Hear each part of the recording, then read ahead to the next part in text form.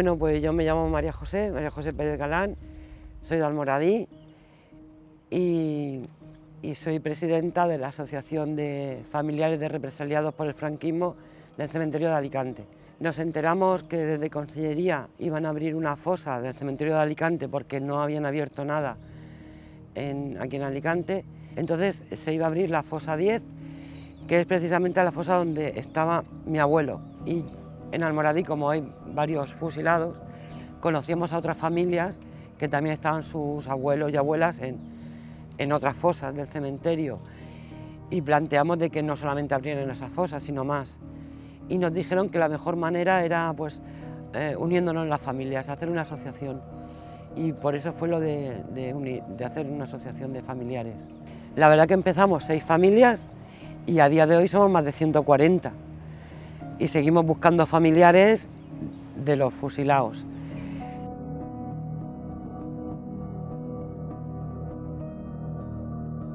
A mi abuelo Ginés Pérez Egidio, que lo fusilaron en mayo del 40, y fue la primera fosa que se abrió, pero fue la única, esperemos que sea así la única, que no estaban los fusilados.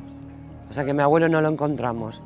Habían indicios de que habían estado porque habían balas y habían restos de cráneo con el impacto de balas, pero no se sabe lo que pasó con ellos.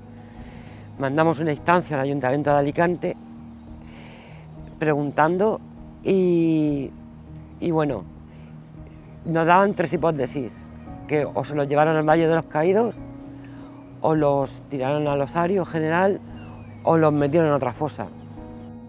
No se sabe, no lo sabemos. Y así estamos.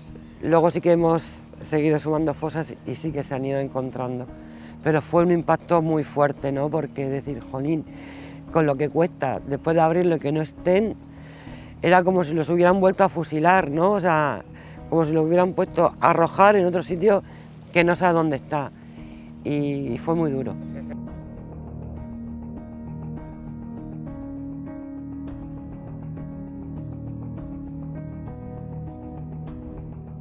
El recuerdo que me han dicho que ella era miliciana, porque mi abuelo era republicano, pero a él no le mataron, a ella sí, era como un poco más incómodo, a lo mejor incómoda, ¿no? Yo preguntaba por ella, pero no, nadie me sabía decir exactamente qué había pasado, ni dónde estaba enterrada, ni nada de esto. Y entonces fue un poco, pues también mi afinidad política, además, por mi parte también, no por significarme, pero sí me sentía un poco, digo, bueno, quiero saber más de mi abuela, ¿no? ¿Por qué mataron a mi abuela y a mi abuelo no? La historia de la que le acusan es en el año 37, en realidad, en plena guerra. O sea que le acusan de unas peleas entre vecinas en la puerta del mercado, ¿vale? Y ahí es como que hay unas peleas y dicen que Paca la Alicantina estaba ahí y había habido unas agresiones. Y entonces la acusan de haber pegado a una persona, a ella y otras personas, ¿no? Algo así. Otras mujeres, en realidad eran mujeres que venían de la compra y no sé qué, ¿no? Algo así era. Y eso es lo que... Eso es en el año 37, claro, la guerra sigue y en el 39 es como que van de alguna forma a buscar, bueno, como todos sabemos, a estas personas y más en Alicante, ¿no? Que era el último sitio.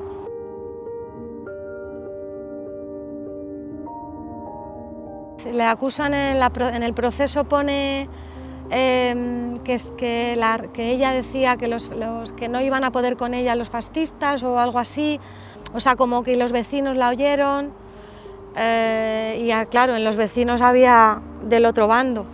Entonces creo que es un poco las dos cosas, entre vecinos de diferentes ideas políticas y que ella pues parecía una mujer, como me lo habían contado, eso sí, un poco me suena a mi padre, pues como muy luchadora, muy de no callarse a lo mejor, y entonces habló quizá de más, y si se hubiera callado a lo mejor pues no estaría muerta, ¿no? En concreto a mi abuela sé que la van a buscar en abril y la meten en la cárcel, no sé en cuál, hablan de un reformatorio, no sé si sería un reformatorio que fue convertido en cárcel de mujeres, y ahí se la llevan y está desde abril hasta septiembre. Y bueno, pues hay como, no son juicios, porque entonces era una cosa un poco extraña, ¿no? Habla un poco de quién la acusa, de la vecina, y ella pues dice que no, lo niega y bueno, que se quieren vengar pues por sus ideas, pues porque son del bando perdedor, ¿no? De alguna forma.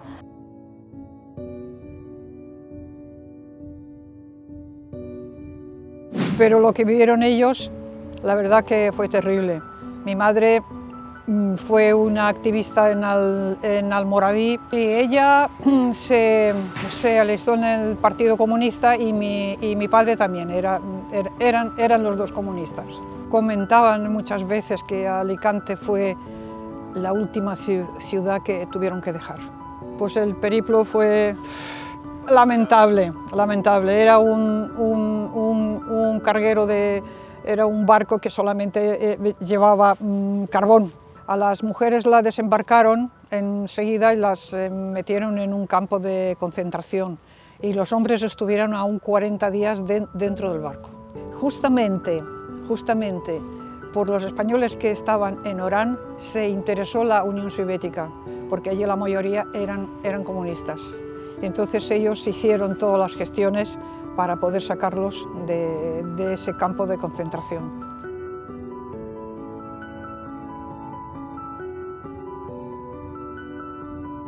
Entonces ellos sabían perfectamente cómo iban las cosas en España. Entonces, claro, soñando que teníamos que comprar, yo qué sé, un sofá o unas sillas o la tele o el frigorífico. ¿Para qué? Si al año que viene ya nos tenemos que ir a España, ¿para qué vamos a hacer ese gasto?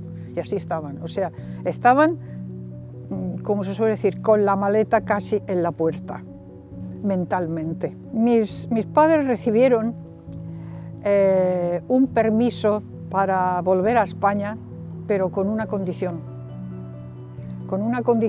que consistía en que no tenían derecho a vivir en la provincia de Alicante y en el resto de España sí. Entonces vinieron a su patria y con destierro. Las familias nos tenemos que ocupar de buscar ayuntamientos que quieran pedir la subvención, de buscar familiares, de pedir permisos, de buscar las empresas, de justificarlos, todo. Y no deberíamos de pasar las familias por esto. Con la nueva ley de memoria democrática, pues sí que tenemos esperanzas de que la cosa mejore, un poco mejor que la que había, está. Pero a estas alturas de la película, de cómo estamos, pues mira, ojalá. Tienen muchas cosas que faltan, pero bueno, mucho mejor de lo que había ahí.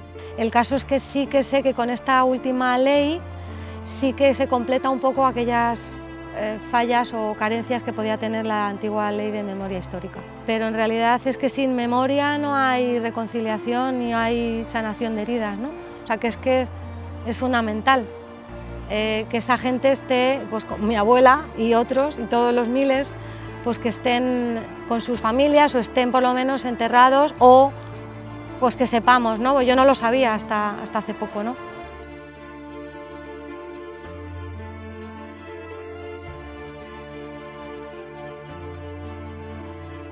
Entonces han sido tantas las historias que se cuentan ahí de familias que sí que lo han hablado, de cartas que tenían guardadas, hasta incluso una señora que lo tenía, porque luego, claro, luego entraban en las casas y buscaban que si propaganda, que si no sé qué, y las escondían, todos esos recuerdos. Y ha sido tan sanador poder hablar de todos. Yo siempre lo digo cuando encontramos un familiar, que todos nuestros abuelos y abuelas estuvieron en el mismo sitio, terminaron en el mismo, que fueron, normalmente los fusilaban ahí en Rabasa y estaban aquí en la cárcel de aquí y ha sido muy sanador. Y luego, sobre todo, pues esto, las entrevistas que se hacen, canciones, escritos, poemas, es todo el sacar a la luz y el poder hablarlo, bueno, es maravilloso.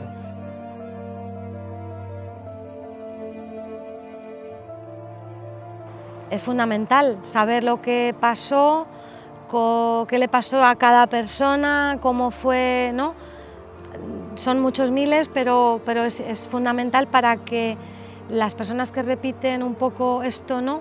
De que no hay que levantar heridas y demás, es que no son heridas, es que hay que cerrarlas y entonces para cerrarlas hay que hablar de las cosas con naturalidad y por eso hubo un proceso de fin de dictadura, transición, donde no vamos a hablar de dos bandos, donde personas de un país, aunque había dos bandos en la guerra, ¿no? Pero donde personas en un país sufrieron historias de ambos lados, por supuesto, pero claro, hay que hablar de todas las historias, ¿no? Y saber qué pasó, y es fundamental que la gente joven, que en el cole, que no se borre la historia, pues como se borra muchas veces, ¿no? En los libros de historia, que no cuentan todo, ¿no? Muchos pues, genocidios y historias que ha ocurrido, entonces eso no debe de volver a pasar, tenemos que saber lo que pasó.